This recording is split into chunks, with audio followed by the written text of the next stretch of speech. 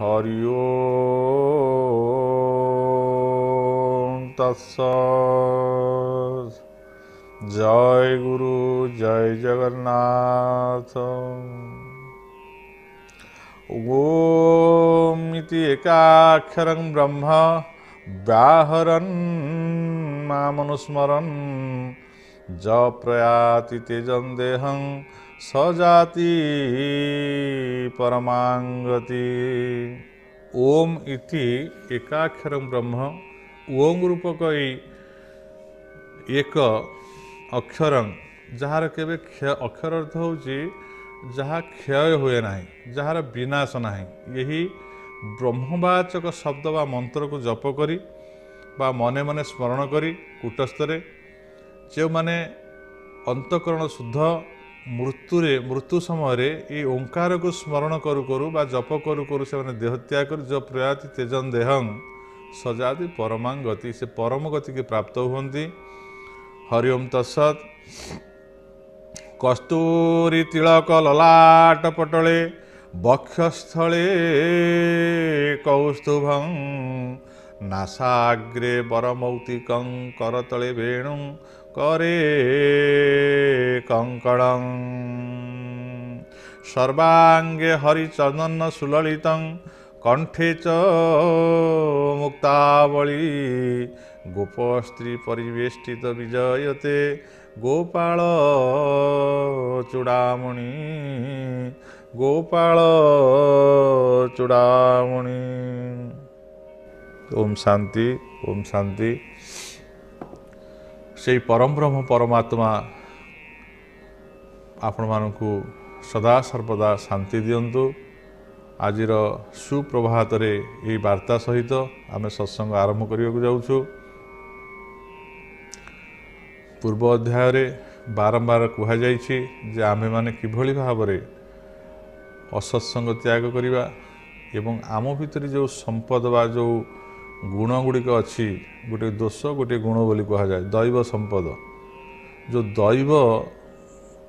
बा भगवान को प्राप्त होगा दैव गुण गुड़िक जो आम भितर अच्छी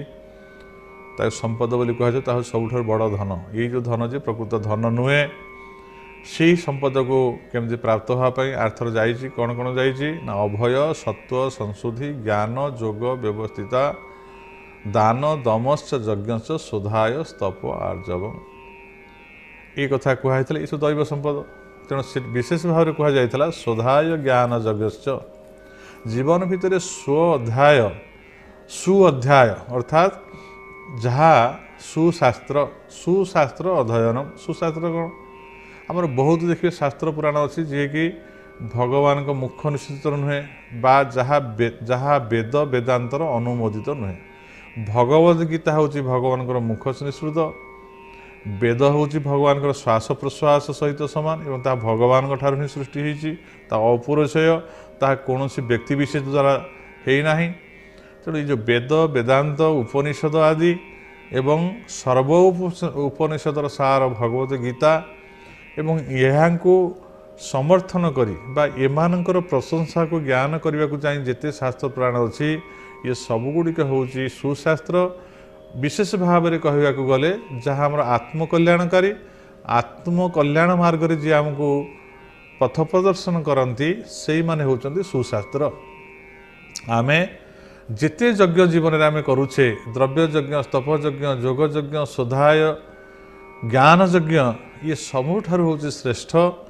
एवं आम सबुदिने बा प्रत्येक दैनिक आम किसी सुशास्त्र को अध्ययन करवा। भगवद गीता को आप अध्ययन करूँ जदि गोटे आप अध्याय भी पाठ कर पारना ताले तार अधा अध्याय पाठ करूँ ता जदि न हो अधार अधा पाठ करूँ जदि ता भी संभव हो पारना गोटे श्लोक बा गोटे श्लोकर अधा मध्य पाठ करी जदि आपन ताकू बुझिले भल भाव में पढ़ी सारा पर एवं ताकू जदि विचार करी आपन जीवनचर्या जदि कामेरे लगेले ताहले निश्चित भाव में आप सफल हेबे। मु आपको कही अनेक संशय छेदी परोक्षार्थस्य दर्शनम सर्वस्व लोचनं शास्त्र जस्य नास्ति अंधये वश। समस्तंकर लोचन हूँ शास्त्र आम आखि की से खोली दिए आम आखिरी जो अंधपुटुली बंधा है आम आखिरी जो परदा पड़ जाइए जो लेप दि जाइए विभिन्न रंगर विषय रंगर लोक विषय बासनायुक्त जो मन ताकू मार्जित करने चित्त को मार्जित करने अंतकरण को शुद्ध करने एवं से अंतकरण मध्य जो चक्षु रही जो दिव्य चक्षुटे रही ये आखिर से परदा को हटई दे प्रकृत जिनस को सठिक भाव में चिन्ह देवाई बुझे देवाई देखई देवाई मार्गदर्शन करने शास्त्र ही हूँ आम मान लोचन सहित सामान तेणु कहुई अनेक संशय छेदी आम भितर थी अनेक सन्देह को सी दूर कर दिए आम भाभी पारे कौटा ठीक है कौटा भूल मु कौटा करणीय बा कौटा अकरणीय मु केमिति जानिबा करने तेणु शास्त्र को जदि आम अध्ययन करवा आम जापर जे कौटा करणीय कौटा अकरणीय आम मन भितर जो सन्देह रही उंकी मारुची भूल ठीक मु निर्णय भाव में निर्णायक भाव में मु पहुँची पारुनी मु कौनटा करी कौनटा न करी एटा काले भूल हो कि एटा काले ठीक हो ये शास्त्र ही केवल आमको मार्गदर्शन कर तेणु सर्वस्व अनेक संशय छेदी परोक्षार्थस्य दर्शन अर्थात आमको से जो परम पिता जो आमर ब्रह्मज्ञान आत्मज्ञान जहाँ को कहुई आमर गोटे हूँ अपरा विद्या आ गोटे हूँ परा विद्या आमको से परा विद्या को सी आमको नहीं जाई आमको पहुँचे दिए जो परम ज्ञान जहाँ हूँ दिव्य ज्ञान श्रेष्ठ ज्ञान तेणु आमको से परा विद्या को जी प्राप्त कर दियंती से हूँ शास्त्र एवं सी हूँ आमर लोचन सदृश सर्वस्व लोचन शास्त्र तेणु आम शास्त्र को बारंबार जशास्त्र विधि मुत्सृज्य वर्तन्ते कामकारतः न सिद्धि महाप्रति न सुखं न परांगति जो शास्त्र विधि मुत्सृज्य जो शास्त्र विधि को उल्लंघन करे शास्त्र जो मार्गदर्शन होती शास्त्र पढ़ी शास्त्र कहते आम जो जमी खाद्य खाइबा सकाळु आम केतବେଳେ उठिबा दरकार अच्छी केते समय शोइबार आवश्यक अच्छी एवं केते समय आम कौन कौन खाद्य आम खाइले आम शरीर मन सुस्थ रहिबो सेही खाद्य को आम केमती ग्रहण करवा एवं आम केते थर दिन को खाइबा बा खाइबानी आम सूर्य उदय अस्त भितर खाइबा बा राति आम खाद्य ग्रहण करवा ना जोटा सूर्यायण आ गोटे अच्छी चंद्रायण आम कौ अवस्था खाद्य ग्रहण करवा ये समस्त कथा को निर्देश करा जाइछि हमर ये शास्त्र माध्यम एवं कौटा करणीय कौटा अकरणीय कौटा भल कौटा मंद जदि जशास्त्र विधि जशास्त्र विधि मुत्सृज्य वर्तते कामना वासना जर्जरित होई जड़े जदि शास्त्र को उल्लंघन करे शास्त्र कौच ये बाटर गले मत कौन मिल मु तो एत खाद्य मत मिलूँ मुझे खाई पेट भर्ती करी भल भल खाद्य स्वादिष्ट खाद्य शास्त्र कौच फल खा मूल खा दूध खा छेना खा आउ शास्त्र कौच तुम यही पदार्थ भल भल खाद्य खा अरुआन्न खा डालमा खा बा सात्विक पदार्थ खा ये जो शास्त्र कौच ए मत कौन मिल भितर तेणु जो मैंने कामना बासना जर्जरित हो खाद्य कामना पटु एवं विषवासना जो मैंने मोहांध विषयांध लोक से माने केबे हेले ये शास्त्र को मानती ना शास्त्र को उल्लंघन करती एवं शास्त्र को उल्लंघन कर फल से माने निजे भोगु था तेणु दैव संपद भितर जिते गुड़े गुण अच्छी ये शोधाय ज्ञान यज्ञ ये सबुठार होउची आम पाई श्रेष्ठ तेणु आर्थर से कथा कहुई एथर कहुचे आप प्रत्यह गोटे ग्रंथ को चयन करंतु वेद हो वेदांत हो उपनिषद हो बा गीता हो ये सब हूँ सामान कथा अच्छी जदि आप गीता को अध्ययन करुँच प्रत्येक गीता को आरंभ करूँ गोटे श्लोक पढ़ंतु बा अधा पढ़ंतु एवं ताको भल कि बुझंतु एवं सत्संग द्वारा ताको मार्जित करंतु एवं धीरे धीरे आप पढ़ी पढ़ी गला पर आप देखिए जो गीता शेष हो आप फेर अनुभव करेंगे जो बारंबार आपको पढ़ी बारंबार ताको अध्ययन करने द्वारा हो बा जो मैंने संस्कृत श्लोक पढ़ी पारुना गीता को अध्ययन करूना से माने भागवत टे पढ़ु भागवत हूँ निगम कल्पतरु गलित अर्थात निगम कहले वेद वेद रूपक कल्पवृक्षर गलित बा पक्व रसाल फल हूँ भागवत रसयुक्त लीलामय भगवान का लीला विधृत कलेवर देवमान भी अगोचर जहाँ जानी ना समस्ते भगवान कौन कौन लीला करने जे निर्गुण भगवान जे अरूप जार रूप ना सी कहीं साकार हूँ जुग जुग सी कौन पे आसती कौ धर्म संस्थापन करने को आसती साधु मान को परित्राण करने को आसती एवं से माने सी भगवान जो आसती प्रकृत कारण कौन से कहीं रूप नियंती प्रकृत से रूप नियंती कि ना रूप अच्छी कि ना जिते लीला सब अच्छी समस्त कथा गुड़िक ये भागवत ही वर्णना कराई बा अष्टादश पुराण माध्यम वर्णना करा वेद वेदांत उपनिषद गीता पढ़ापी अक्षम होचे ताले आमे जदि अष्टादश पुराण मध्य सर्वश्रेष्ठ भागवत को जदि पाठ करवा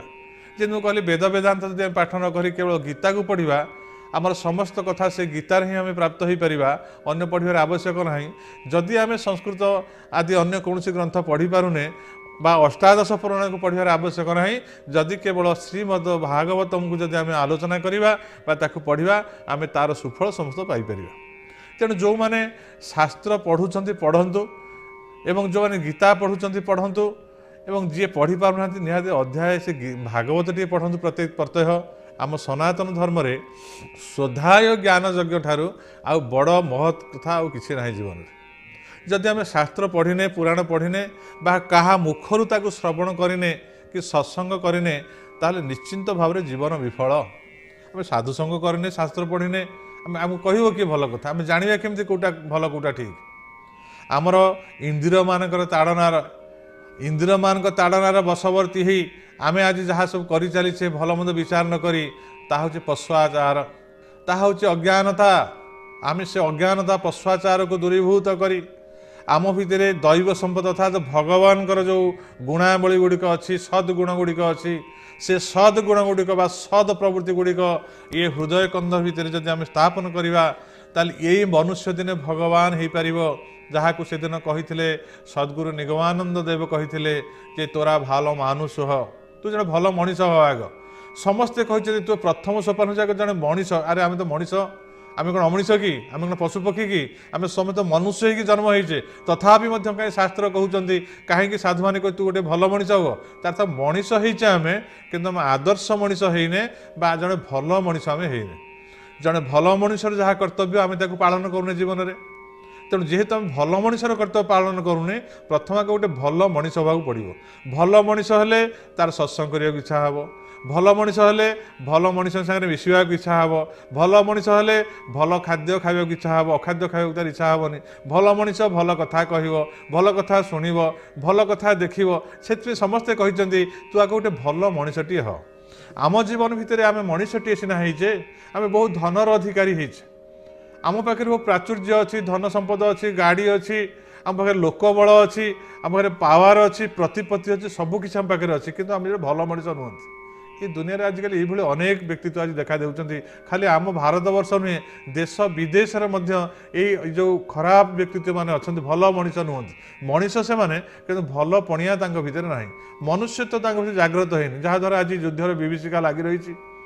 देश देश भितर कलह लागि रही अन्य जने अन्य को ध्वंस करने को चिंता करुच्ची ये भल मनीष प्रकाशटा नुहे से साधु सन्त मैंने कहते तो मनीष ही तो जन्म हो किंतु भल मनीष हो प्रथम अवस्था गोटे मनुष्यत्वर तुम अधिकारी हो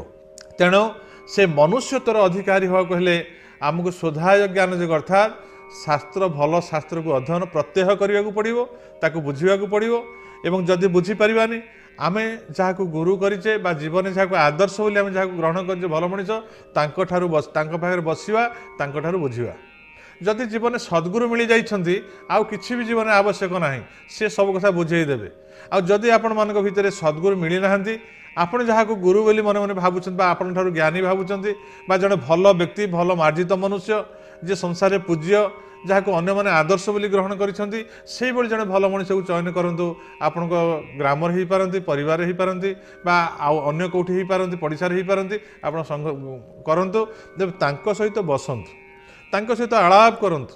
तांको सहित सत्संग करंतु बा जदि शुणुचंती कोठी साधु सन्त माने बसी आलोचना करूछंती जेमति आमे एठी सत्संग आलोचना करूछु ताले से सत्संग रे भाग नियंतु आपण देखिबे आपण जहाँ शास्त्र पुराण पढ़ुले बुझीपारुनथिले ये सत्संग माध्यम भल भाव में आप बुझीपारे जानीपारे और कर्तव्य आप जीवन कौन ताकू बुझीपारे और निजर जीवन धाराटा को आप निश्चित भाव में सुगम करें ये जो दैव संपद गुड़ी कथा कहगला आउ गोटे दैव संपद कथा आसला अहिंसा अहिंसा सत्यम क्रोध त्याग शांति रपैशुनौ दया भूतेश्व लोलुप्त मार्दव ह्रीर चापलम प्रथम कहला कारण अभय सत्व संशुद्धि ज्ञान जोग व्यवस्थिता दान दमश्च यज्ञ शोधाय तप आर्जव तप कहले आपणकर कौन आसला ना तपस्या करवा तापरु तप अर्थात आम इंद्रिय मान को दमन करने इंद्रिय मान को संयम करने कौन से आसन को अभ्यास करी बहु समय स्थिर भाव में बसवा এবং ଆମେ ମନଟାକୁ ସବୁବେଳେ ସ୍ଥିର କରିବା ପାଇଁ ଗୋଟିଏ ଜାଗାରେ ନିବଦ୍ଧ କରିବା ଏବଂ ଅନ୍ୟ କଥା ବା ଯେଉଁ କୁପ୍ରବୃତ୍ତି ଅଛି ତାକୁ ଭୁଲି ଯାଇ ଭଲ କଥାକୁ ବସି ଚିନ୍ତା କରିବା ଏବଂ ଖରାପ କଥାକୁ ତ୍ୟାଗ କରିବା, ସ୍ଥିର ଭାବରେ ଗୋଟିଏ ଜାଗାରେ ବସିକି ମନକୁ ଲଗାଇବା ସେଥିରେ। ଏବଂ ଆମ ଇନ୍ଦ୍ରିୟମାନଙ୍କୁ ସଂଯତ କରି ଆଖିକି ବନ୍ଦ କରିବା, କାନକୁ ଶୁଣିବାରୁ ନିବୃତ୍ତ କରିବା, ଧୀର ସ୍ଥିର ଭାବରେ ଗୋଟିଏ ଆସନରେ ବସି ଅଭ୍ୟାସ କରି ବହୁ ସମୟ ପର୍ଯ୍ୟନ୍ତ ବସି ମନକୁ ଦେହକୁ ସ୍ଥିର ରଖି ମନକୁ ଚଞ୍ଚଳତାରୁ ଦୂର କରି ଏକାଗ୍ର ଭାବରେ ଗୋଟିଏ ଜାଗାରେ ଲଗେଇ ରଖିବା ଏବଂ ସେଇ ଭଲ କଥା ଚିନ୍ତନ କରୁ କରୁ ଏବଂ ସେ ଭଲର ସର୍ବାଗ୍ରେ ଶ୍ରେଷ୍ଠରେ ଭଗବାନଙ୍କୁ ଅନୁସରଣ କରି ଆତ୍ମାନୁସନ୍ଧାନ କରି ଆତ୍ମାରେ ନିଜକୁ ସ୍ଥିତ କରିବା ଇତ୍ୟାଦି ସମସ୍ତ ଯେଉଁ କାୟ କ୍ଲେଶ ସହି ଯେଉଁ ଅଭ୍ୟାସ କରାଯାଏ ତାର ନାମ ହେଉଛି ତପସ୍ୟା। ତେଣୁ ସେଠି କୁହାଗଲା ଅଭୟ ସତ୍ତ୍ୱ ସଂସ୍କୃତି ଜ୍ଞାନ ଯୋଗ ବ୍ୟବସ୍ଥିତା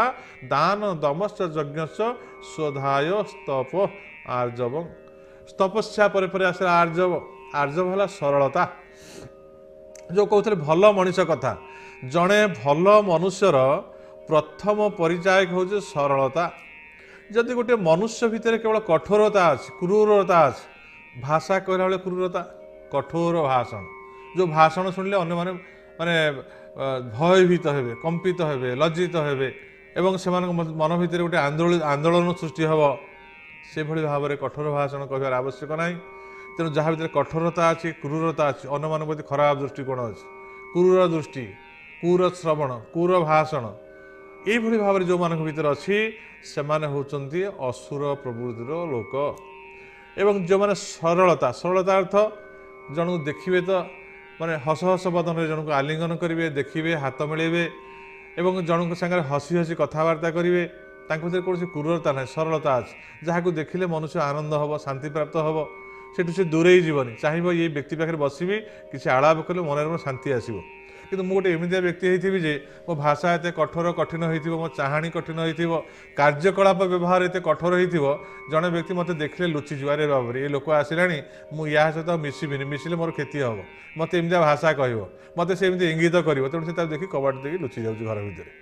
କିନ୍ତୁ ଆଉ ଜଣେ ଲୋକକୁ ଦେଖିଲେ ଭାବୁଛି ଆହା କେତେ ଦିନ ପରେ ଲୋକଟି ଦେଖାଗଲା, କେତେ ସୁମିଷ୍ଟ, କେତେ ମିଷ୍ଟ ଭାଷା, କେତେ ଆପଣାର କଥା କହେ, କେତେ ନିଜର କଥା କହେ, ସେ କଥାରେ ସ୍ନେହ ଅଛି, ଶ୍ରଦ୍ଧା ଅଛି, ଆପଣାର କରିବାର କଥା ଅଛି, ସେ ଜଣେ ସରଳ ବ୍ୟକ୍ତିତ୍ୱ, ସାଧା ଜୀବନ, ତା ଜୀବନଶୈଳୀ, ଖାଦ୍ୟପେୟ ସରଳ, କଥା ହେଉଛି ସରଳ, ମିଷ୍ଟ ଭାଷ। ତେଣୁ ଦୈବ ସମ୍ପଦ ଭିତରେ ଇଏ ମଧ୍ୟ ହେଉଛି ଗୋଟିଏ ଗୁଣ। ତପସ୍ୟାରେ ସେ ସଦା ରତ ରହିବ, ସ୍ୱଧାୟ କରିବ, ଜ୍ଞାନକୁ ଆହରଣ କରିବ। ତପସ୍ୟା ଅର୍ଥ ସ୍ଥିର ଭାବରେ ବସିବାକୁ ଅଭ୍ୟାସ କରିବ ଏବଂ ମନ ଇନ୍ଦ୍ରିୟମାନଙ୍କୁ ସଂଯମ କରିବ। ବସିଲେ ଇନ୍ଦ୍ରିୟମାନେ ଚଞ୍ଚଳ ହେବେନି, ସେଇଠି ସ୍ଥିର ହୋଇକି ରହିଯିବେ। ତାପରେ ଆଖି, କାନ, ନାକ, ପାଟି, ହସ୍ତପଦ ସଂଯମ ହେଲା ପରେ ମାନସିକ ସ୍ତରରେ ସେ ଭଲ କଥାକୁ ଆଗ ପ୍ରଥମ ଚିନ୍ତା କରି କରି ଭଲ କଥାରେ ସ୍ଥିର ରହୁ ରହୁ ଧୀରେ ଧୀରେ ସବୁଠାରୁ ଶ୍ରେଷ୍ଠ ପଦାର୍ଥ ଯେଉଁ ଆତ୍ମ ପଦାର୍ଥ ବା ଆତ୍ମାନୁଭୂତି ଲାଭ କରି ସେଇଠି ସ୍ଥିର ହେବ, ତାହା ହେଲା ତପସ୍ୟା। ଏବଂ ସେଇ ଲୋକ ଯେ ତପସ୍ୱୀ ହେଇଥିବ, ଶ୍ରଦ୍ଧାୟ କରିଥିବ, ସେ କେବେ ଜଟିଳ ବା କୁଟିଳ ହେବ ନାହିଁ, ସେ ସଦାସର୍ବଦା ସରଳ ଅଛି। ସରଳ ଅର୍ଥ ବହୁତ କଥା, ଏ ଆର୍ଜବ ଅର୍ଥ, ସରଳ ଅର୍ଥ, ତାପରେ ମିଷ୍ଟଭାଷୀ, ଦୃଷ୍ଟିକୋଣ ହେଉଛି ତାଙ୍କର ମିଷ୍ଟ ବା ମାର୍ଜିତ, ଶ୍ରବଣ ହେଉଛି ତାଙ୍କର ମାର୍ଜିତ, ଖାଦ୍ୟପେୟ ତାଙ୍କର ମାର୍ଜିତ, ତାଙ୍କ ବସିବା ମାର୍ଜିତ, ସେ ଚାଲିବା ମାର୍ଜିତ, ତାଙ୍କର ଶୋଇବା ହେଉଛି ସଂଯତ, ଉପଯୁକ୍ତ ସମୟରେ ଖାଦ୍ୟ ଖାଆନ୍ତି, ଉପଯୁକ୍ତ ସମୟରେ ଶୁଅନ୍ତି, ଉଠନ୍ତି, ସେ ଯେଉଁ ଖାଦ୍ୟ ଖାଆନ୍ତି ଯାହା ହେଉଛି ସାତ୍ୱିକ ଗୁଣଯୁକ୍ତ ଖାଦ୍ୟ, ବେଶଭୂଷା, ଏ ସମସ୍ତ ପରିପାଟି ହେଉଛି ଦୈବଯୁକ୍ତ ସମ୍ପନ୍ନ ମନୁଷ୍ୟର ହେଉଛି କର୍ତ୍ତବ୍ୟ। ତେଣୁ ତାଙ୍କୁ କୁହାଯାଏ ଦୈବ ସମ୍ପନ୍ନ ବ୍ୟକ୍ତିତ୍ୱ। ସେଇମାନଙ୍କ ଭିତରେ ଦୈବ ସମ୍ପଦ ଗୁଡ଼ିକ ଯେତେବେଳେ ଆସେ ଅଭୟ ସତ୍ତ୍ୱ ସଂସ୍କୃତି ଜ୍ଞାନ ଯୋଗ ବ୍ୟବସ୍ଥିତା ଦାନ ଦମଶ୍ଚ, ଦାନର ପ୍ରବୃତ୍ତି, ଅନ୍ୟମାନଙ୍କୁ ଶିକ୍ଷା ଦେବା, ଅନ୍ୟମାନଙ୍କୁ ଭଲ କଥା ଶୁଣେଇବା, ଅନ୍ୟମାନଙ୍କୁ ଭଲ ମାର୍ଜିତ ଖାଦ୍ୟପେୟ ଦାନ କରିବା, ମାର୍ଜିତ କଥା କହିବା, ବସ୍ତ୍ର ମାର୍ଜିତ ଦେବା ଇତ୍ୟାଦି ଦାନର ବହୁତ ପ୍ରଶସ୍ତି ଗୁଡ଼ିକ ଆଲୋଚନା କରାଯାଇଛି ପୂର୍ବରୁ, ବାରମ୍ବାର କରିବା ଆବଶ୍ୟକ ନାହିଁ। ଏବଂ ସ୍ୱଧାୟ ଏବଂ ଏଇ ଯେଉଁ ତପସ୍ୟା, ସରଳତା, ଇଏ ସମସ୍ତ ହେଉଛି ଦୈବ ସମ୍ପଦ ଗୁଣସମ୍ପନ୍ନ ବ୍ୟକ୍ତିମାନଙ୍କର କଥା। ଅହିଂସା ସତ୍ୟମ ଅକ୍ରୋଧ, ଅହିଂସା ସତ୍ୟମ ଅକ୍ରୋଧ, ଅହିଂସା ଅଚ୍ଛା କାୟ ମନ ବାକ୍ୟ ସର୍ବଭୂତାନାଂ ଅପୀଡ଼ନଂ ଅହିଂସା, କାୟରେ ମନରେ ବାକ୍ୟରେ। ମୁଁ ଶରୀର ଦ୍ୱାରା କାହାକୁ କେବେ ହିଂସା ଅର୍ଥାତ୍ ଶରୀର ଦ୍ୱାରା ମୁଁ ଯଦି କାହାକୁ ମାରିବି, କାହାକୁ ହାଣିବି ବା କାହା ପରଶୁ ଅପହରଣ କରି ନେଇଯିବି, ନଷ୍ଟ କରିଦେବି, ଏ ହେଲା ଶାରୀରିକ ହିଂସା ହେଲା। ନାରୀ ପ୍ରତି କୁବ୍ୟବହାର କରିବି, ବାଳକ ବା ଛୋଟ ପିଲାମାନଙ୍କୁ କୁବ୍ୟବହାର କରିବି ବା କାହାକୁ ଅତ୍ୟାଚାର କରିବି, ଏ ସବୁ ହେଲା ଶାରୀରିକ ହିଂସା। କାୟ ମନ ବାକ୍ୟ मन द्वारा मुझे क्या हिंसा करे मने मने भावुची सीटा एत बड़ होगा एत पाठ पढ़ला ताकू लोक सब सम्मान देले से धन संपदर अधिकारी है मो पाखे किसी ना मुझे मारिदेवी मुझे नष्ट करदेवी मुझे विभिन्न प्रकार क्षति पहुँचेबी ये मनरे भाविया जो हिंसा ये हूँ हिंसा कायर हिंसा शरीर द्वारा क्या नष्ट करवा कहार क्षति करवा मन द्वारा क्षति कथा कहार पर अनिष्ट चिंता करवा काय मन वाक्य और वाक्य द्वारा प्रकाश करवा तार ये क्षति कर दियो से लोक भल लोक नुहे सीटा हूँ खराब लोक बा ताकू अन्य मानक शिखे मतैवा प्रवृत्ति होकर तार ध्वंस करवा ताकू नष्ट करवा तार अहित करवा ये काय मन वाक्य अन्य मानक ईर्षा रे जर्जरित हो सही न पारी तार धन संपद आचार व्यवहार तार शिक्षा दीक्षा तार मान मर्यादा ये सब मत असह्य हो मो पाखे ना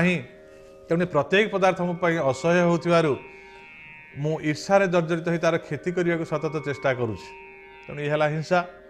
तेणु दैव संपद जदि क्या भीतर को आसे जदि दैव गुणर अधिकारी हुए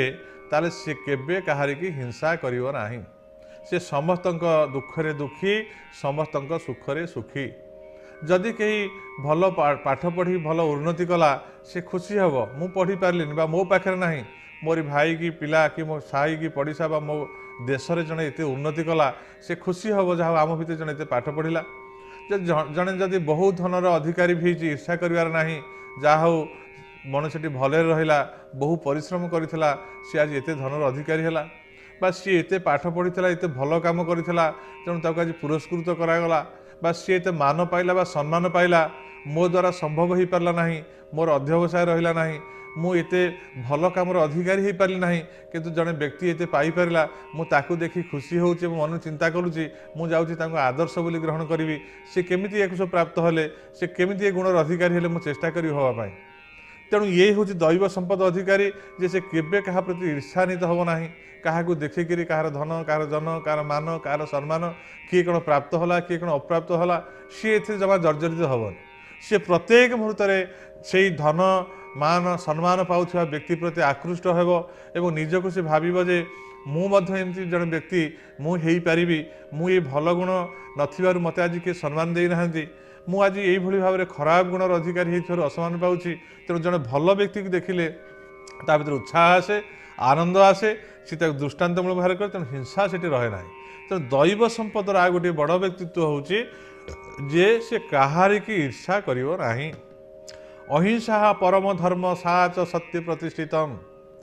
अहिंसा जदि जनक भितर आसीगला सत्यता भितर आपे आपे आसीजिव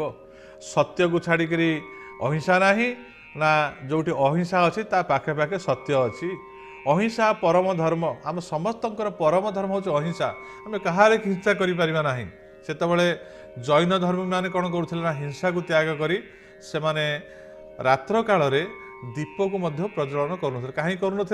ना काले से दीपर आलोक कीटटी पड़ी नष्ट हो तांकर कहारी प्रति हिंसा नथिबारु तार प्रतीक जे आमे पछे अंधारे रहिबा आमे राति दीप जालिबा नाही आमे आम कारणरू आम सुख कारण आमे दीप जालिबा किंतु अनेक पोकमाछी पड़ी सेठी मरी जिवे कि ये गोटे छोटिया उदाहरण जमती से प्रशस्ति भाव प्रत्येक कार्य काय मन वाक्य आमे काहाकू पीड़ा जदि न दबा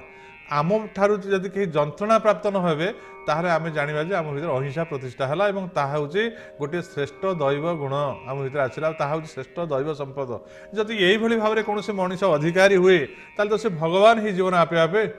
आम भगवान को सीना खोजुचे आम भितर भगवान तो प्रतिष्ठा हो मनुष्यत्व आग प्रतिष्ठा हम मनुष्य भितर भगवान प्रतिष्ठा हम और से भगवान ब्रह्मत्व प्रतिष्ठा हम आम निजे दिन अनुभव कर ब्रह्म मुझे से ब्रह्म यही जो ज्ञान आपको आमको दि जाइए ये केवल सत्संग माध्यम ही प्राप्त हो तेणु अहिंसा सत्यम अक्रोध सत्य जो अहिंसा सत्य अच्छे सत्य क्या कहुए ना से वस्तु हूँ सत्य जे तत्सत्य इति विज्ञ असत्य तत् विपर्य जो सत्य द्वारा कहार के क्षति हुए एमती कथा आम कह सत्यं वद वेदं अनुचि आचार्य अंते वासिना अनुशास्ति सत्यं वद धर्मं चर सत्यं वद माने सत्यटा कह जाए केवल ताकू एमती खाली शुणा शुणव भाषण दब आ निजे पालन कर ता सत्य नुहे सत्य अर्थ हो निजे आचरण जहाँ कराए सद आचरण कर सद वाक्य कह सत कथा देख सत कथा शुण ଏବଂ ଯାହା ସଦ୍ କାର୍ଯ୍ୟ ଜୀବନରେ ଅଛି କାୟ ମନୋବାକ୍ୟରେ ତାକୁ କରିବାକୁ ଚେଷ୍ଟା କର ଏବଂ ଅହିଂସା ଦ୍ୱାରା ହିଁ ସତ୍ୟର ପ୍ରତିଷ୍ଠା କରାଯାଏ, ସତ୍ୟ ଦ୍ୱାରା ହିଁ ଅହିଂସାର ପ୍ରତିଷ୍ଠା ହୁଏ। ଉଭୟ ହେଉଛନ୍ତି ପରିପୂରକ। ଯଥାର୍ଥ କଥନଂ ଯତ୍ ସର୍ବଲୋକ ସୁଖ ପରଂ ତତ୍ ସତ୍ୟ ଇତି ବିଜ୍ଞେୟ ଅସତ୍ୟ ତତ୍ ବିପର୍ଯ୍ୟୟ। ତାହାକୁ ସତ୍ୟ କୁହାଯାଏ ଯାହା ହେଉଛି ସର୍ବଲୋକ ସୁଖଂ ପରମ, ଯାହା ବହୁଜନ ହିତାୟୁଚ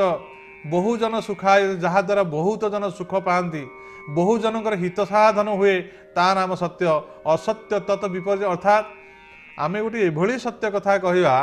ଯାହାଦ୍ୱାରା ଅନ୍ୟମାନଙ୍କର କ୍ଷତି ହେବ, ମୋର ହେବ, ସମସ୍ତଙ୍କ କ୍ଷତି। ସେ ସତ୍ୟ କଥା କହିଲେ ସେ ତା କେବେ ସତ୍ୟ ନୁହେଁ, ତାହା ହେଉଛି ମିଥ୍ୟା କଥା। ତେଣୁ ସତ୍ୟର ମୂଳ ରହସ୍ୟକୁ ବୁଝିବାର ଅଛି। ତେଣୁ ଅହିଂସା ସତ୍ୟ ବଚନ ସର୍ବଲୋକ ହିତଂ ପରମ, ଯାହା ସତ୍ୟ ଲୋକଙ୍କର, ଯାହା ଅନ୍ୟମାନଙ୍କର ହିତକାରକ, ତାହା ହେଉଛି ଅହିଂସା, ତାହା ହେଉଛି ସତ୍ୟ।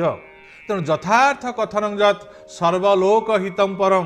ତତ୍ ସତ୍ୟ ଇତି ବିଜ୍ଞେୟ ଅସତ୍ୟ ତତ୍ ବିପର୍ଯ୍ୟୟ, ଅର୍ଥାତ୍ ତାହା ହେଉଛି ସତ୍ୟ। ତେଣୁ ଆମେ କ'ଣ କରିବା, ଏ କଥାରୁ ଶିକ୍ଷା ମିଳୁଛି ଯେ ସତ୍ୟଭାଷୀ ହେବା, ମିଷ୍ଟଭାଷୀ ହେବା। ଏବଂ ସେ ସତ୍ୟ କାହାକୁ କୁହାଯାଏ ନା ଯାହା ଅନ୍ୟମାନଙ୍କର ଉପକାର କରେ। ଯଦି ଅନ୍ୟମାନଙ୍କ କ୍ଷତି କରୁଛି ସେ ସତ୍ୟ କହି କିଛି ଲାଭ ନାହିଁ। ତେଣୁ ସେଇଥିପାଇଁ ଆଜିର ସତ୍ସଙ୍ଗରେ ଆମେ ଯେଉଁ ଦୈବ ସମ୍ପଦ କଥା ଆଲୋଚନା କରୁଛେ, ଆମେ ବର୍ତ୍ତମାନ ଅହିଂସା ସତ୍ୟ ପର୍ଯ୍ୟନ୍ତ ଆସିଛେ। ଆହୁରି ଏଠି ଅନେକ କଥା ଅଛି। ଆମେ ଗୋଟିଏ ପରେ ଗୋଟିଏ ଏଇ ଦୈବ ସମ୍ପଦର କିଭଳି ଅଧିକାରୀ ହେବା ସତ୍ସଙ୍ଗ ମାଧ୍ୟମରେ ଏ ପ୍ରୟାସ କରାଯାଉଛି। ଆପଣମାନେ ଶୁଣନ୍ତୁ, ନିଜ ଭିତରେ ସତ୍ୟ ଧର୍ମ ଅହିଂସା ସ୍ଥାପନ କରନ୍ତୁ, ଦାନ କରନ୍ତୁ, ଯଜ୍ଞ କରନ୍ତୁ, ସୁଧାୟ କରନ୍ତୁ ଏବଂ ଜ୍ଞାନ ଆହରଣ କରନ୍ତୁ ଏବଂ ଦୈବ ସମ୍ପଦର ଅଧିକାରୀ ହୁଅନ୍ତୁ। ଏହି କାମନା କରି ଭଗବାନଙ୍କ ଶ୍ରୀଚରଣ ଅନନ୍ତ କୋଟି ପ୍ରଣାମ କରି ଆପଣମାନଙ୍କର ସୁଖ ଏବଂ ମଙ୍ଗଳମୟ ଜୀବନ କାମନା କରି ଲୋକା ସମସ୍ତା ସୁଖିନ ଭବନ୍ତୁ। ଓମ୍ ଶାନ୍ତି, ଓମ୍ ଶାନ୍ତି, ଓ ଶାନ୍ତି। ଏଇଠାରେ ଆମେ ବିଶ୍ରାମ ନେଉଛେ। ଆଗାମୀକାଲି ଆମେ ପ୍ରାତଃ 7 ଘଟିକାରେ ପୁନରାୟ ଏ ସତ୍ସଙ୍ଗକୁ ଶ୍ରବଣ କରିବା। ତେଣୁ ଆପଣମାନେ ସମସ୍ତେ ସୁଖ ଶାନ୍ତି ଅନୁଭବ କରନ୍ତୁ, ଏହି କାମନା କରି ଆଜିର ସତ୍ସଙ୍ଗକୁ ଏଇଠାରେ ରଖୁଛୁ। ଜୟ ଜଗନ୍ନାଥ, ଜୟ ଗୁରୁ।